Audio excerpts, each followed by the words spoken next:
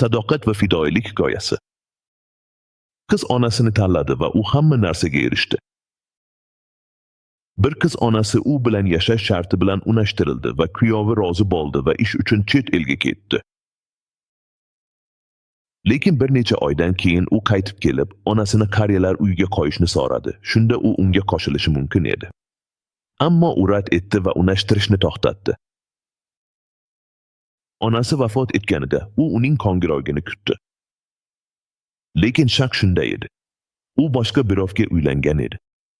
Yillar o'tdi va keyin u ayolning eshigi oldida bir dasta gul va uzr so'rash xati bilan paydo bo'ldi.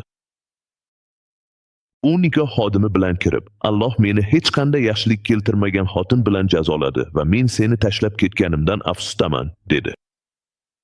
Keyin u, agar meni kechirsangiz, uzukni barmog'ingizga taqing, dedi.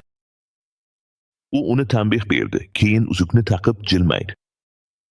Alloh uning turmushga chiqishini kechiktirdi, toki unga haqiqatan ham loyiq bo'lgan odam nasib qilsin. Chunki u onasini hurmat qilishni tanladi. Kim onasini hurmat qilsa, Alloh uni ham hurmat qiladi. Uning turmushga chiqishi kechikdi, lekin bu bekorga emas edi. Bu shunchaki yuragiga munosib inson kelishi uchun edi.